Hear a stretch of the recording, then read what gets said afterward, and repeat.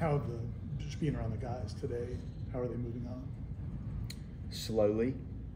We had a function with the American Legion support group in the Kiwanis, and that was nice. And then, in the backdrop behind one of the speakers was the end of the game playing on ESPN. So it's in your face here. Everything that happens here is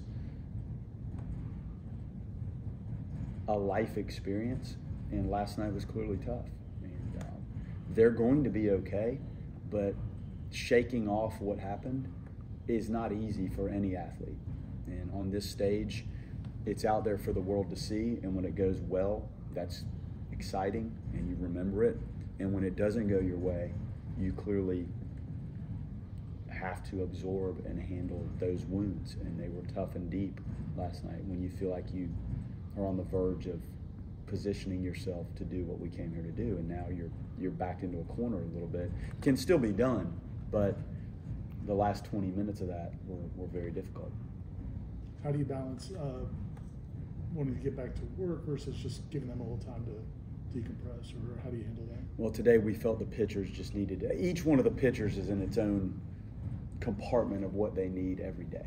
So we let them go out and stretch and do their throwing to go try to hit in the cage and bang around today with the position guys. We didn't feel like that was in order. We're going to be right back out there early to do the same thing, like hit in the cage and do that. And that's what we chose to do. And they kind of get to do this lunch today with the service groups and then get off their feet a little bit. And if they want to go back to the night game, fine. If they want to hang out and relax, then that's what they have to manage. And managing yourself and what you feel like you need is part of the experience of being an athlete in a situation like this. Some of the guys may want to go to the stadium and take it in. Some may not want to see that stadium again until we start firing bullets tomorrow. So everybody has to manage their time, and this is a learning process, especially for our team, which has nobody really on it that has competed in this. So they'll use their time wisely today. I know they're going to rest and chill out a little bit, but they have to think through what gets them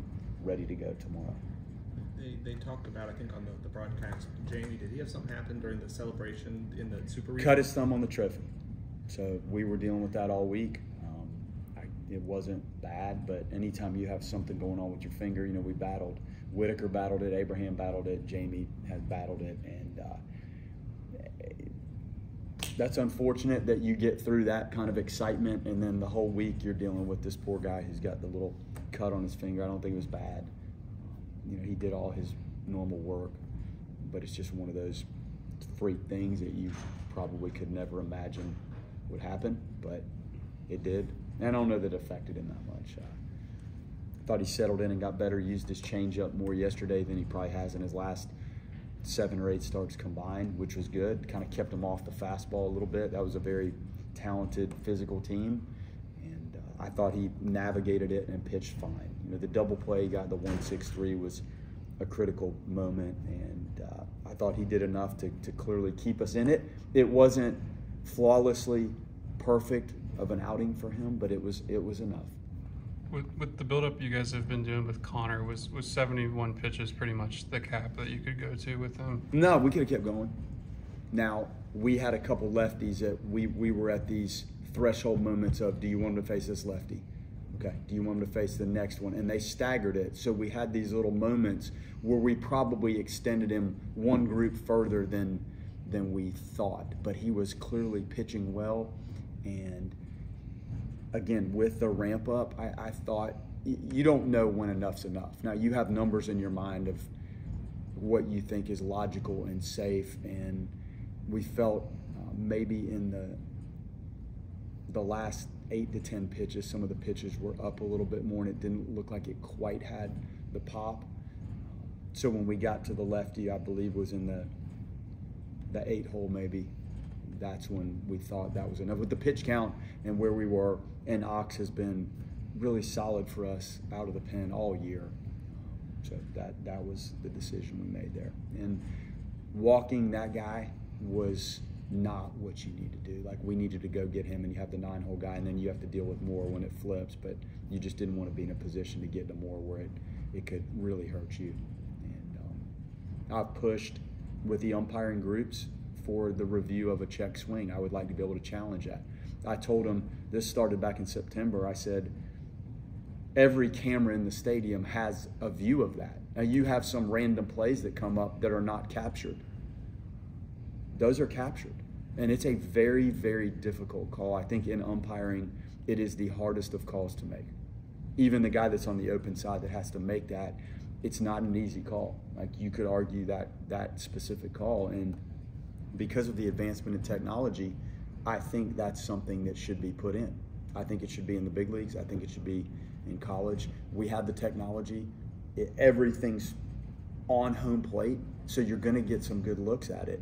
And now you know why I have fought for that. And it's no different than an out at first base or a tag play. Like those outs are critical, and that clearly couldn't be more critical. Is the pushback that people think it wouldn't be discernible? Because they thought it was a great idea. So that's what I got. And I said, well, let's do it. Let's do it. I would 100%. That's a hard call. We have to umpire our own scrimmages. And when you try to make these calls with the kind of bat speed and where guys stand in the box, it's different. So the plate is in different spots based on how far forward and back they are. Those are extremely difficult. We've seen it in critical games at the major league level and in our games. I think it's something that should be a challengeable call.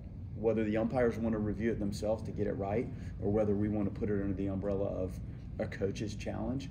Because of the visibility of that part of the field, I think it would be one of the most efficiently reviewed plays. Yeah, I know you talked last night about, it was more than just that moment, but how hard is it, for you and to help the team not dwell on that? Because I know guys could say, next pitch, get him out, but I think some people might say he got him out. It's tough. You remember how the game ended far more than you remember how the game started. There were plays that we needed to make that would have changed the course of Jamie's start, the back end of the game, and we didn't. We didn't handle some of the things that needed to be handled. And as you do that and create opportunities for them and add pitch counts to your starters and put more stress on the defense because you're not completing plays and getting off the field, it adds up. So the end of the game was one piece of the game, but you can go back to moments in the game and at-bats in the game where if it was a little better, maybe this is not a conversation of trying to hang on to a 3-run lead or a 2-run lead or a 1-run lead or a tie game. Like, you may have put this thing away. And when you have a team like that that's so talented and capable and deep, you need to do everything you can to separate and gather outs. And there were times early in the game that we clearly didn't do that. So they have to learn. And these moments here are in your face and more impactful than anything else that can happen to you as a baseball player at this age. There's nothing else that compares to it. So having to relive that and learn from it is the hardest lesson you'll ever deal with in college baseball. No, you told the guys, once you get off this bus, things are going to be different. Things change a lot around here. But now that they've actually had that experience playing in a game, how useful do you think that will be for them mindset-wise moving into tomorrow with their back against the wall? Yeah, you cannot talk them into understanding, and I tried, to talk them into what this is going to be like. And now they know. I don't think we were really unsettled in how we played. I don't think some of the mistakes that came up were really a result of, oh my gosh, there's 30,000 people here and it's Omaha. I don't really think that.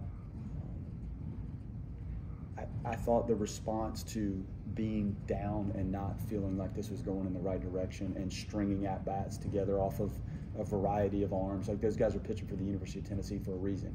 How they choose to use them, I can't tell you how they choose to use them. They have plenty to choose from, so maybe that's why they do what they do.